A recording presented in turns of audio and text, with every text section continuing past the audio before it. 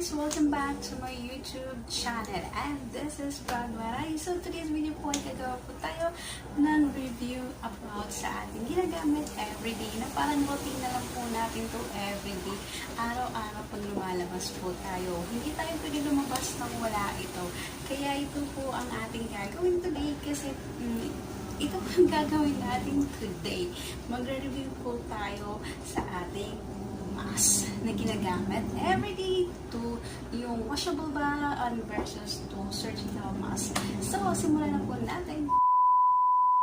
So, yun nga guys, nandito na naman po ako ulit. So, ito po yung mapakita ko po sa inyo ang binigay po ng government dito sa amin sa Singapore is meron po kami, ito po siya, ito po yung washable po. Ayan, yung Living Guard Stay Prepared. Ayan po, ito po. Ito yung binigay ng Singapore po dito. Lahat po ng household po dito is binibigyan by person. Is bawat isa po. So, syempre, bago ka makakuha ng ganito, dito sa Singapore is you need to scan your ID. Yung government ID mo, like kung working permit, tapos kung taga dito ka naman, is siyempre yung IC mo. IC, tapos yung working permit mo. So, bago ko ito nakuha, is ito po, ina-scan po ako sa isang machine doon. Scan po ako ng ID ko, tapos this is a large. So, syempre, pag pupunta ka doon, kailangan alam mo kung anong sizes mo. Mayroon po dito small, extra large, large. So, napili ko is large. Kasi hindi naman kakasya ng extra large sa pagmumukha ko, di ba? So, ito naman po is fit naman po sa akin, sakto lang po. Sakto lang po.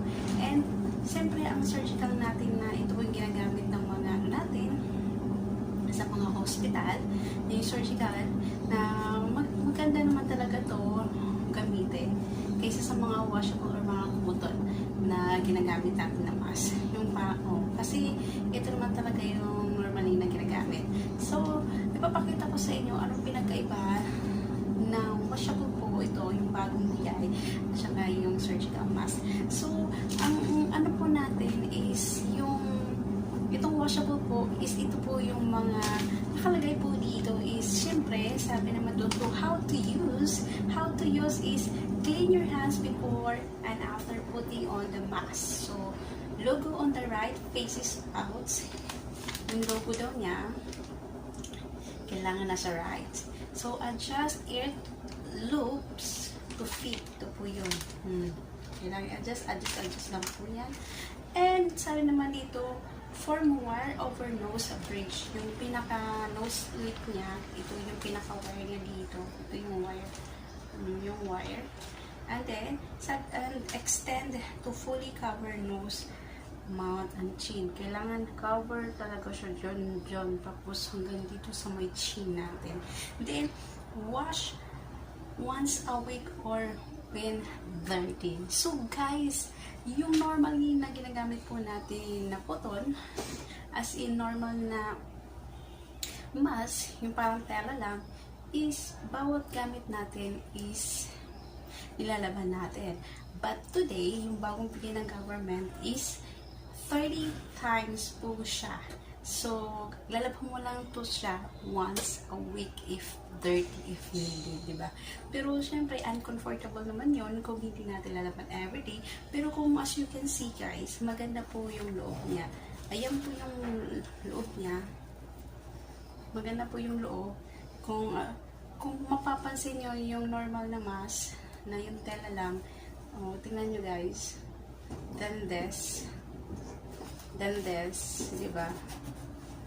So, yun. Malaki pong diferensya ng itong mask at saka itong mask. So, malaki pong diferensya. Papakita ko sa inyo yung mga mask ko na tatlo. Yan, at saka ito, at saka ito. So, papakita po natin yan. So, sabi naman dito, do not use bleach or disinfectant if skin wash in mild soap solution. So, hindi natin kailangan gumamit ng mga ganyang sabon. So, do not rub, scrub, wring, or twist. Tapos, syempre, kailangan mo siya isampay lang siya ng grip and dry. Yung parang isasabit mo lang siya. Then, yun nga guys. So, as I said po, bago kayo makakuha ng Bigyan Mas dito po sa Singapore is kailangan mo mag-scan ng ID or working permit or IC. So tara po, simulan na po natin. So yun nga guys, as you can see po, pinakita ko na po sa inyo kung ano po ang diferensya o kung may pinagkaiba o may pinagka-different ba silang dalawa o yung tatlo.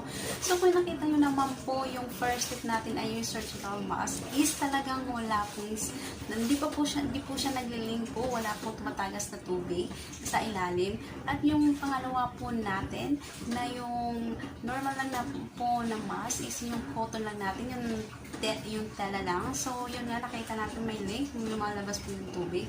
At yung pangatlo po natin na bagong bigay natin government dito sa Singapore is parehas po sila ng capacity sa surgical at saka yung mask na binigay. So yun nga po guys, very convenient naman po siya at saka napakaganda din naman kasi comfortable po siya gamitin, nakakahinga ka. Sa totoo lang, ganito surgical mask para sa akin, for me para sa akin po yung surgical is ang init sa mukha po guys, ang init. Ang init siya suotin, pero ito naman yung bagong bigay nila, ito po yung bagong bigay is comfortable po kasi hindi po siya mainit sa mukha. So, yun ang nakagandahan lang po kasi magkaiba naman po sila ng quality. So, yun nga guys, sana po nagustuhan nyo. If you like this video po, just give me a thumbs up and subscribe. And don't forget to hit the bell button para like nyo update sa aking mga YouTube channel. So, see you guys!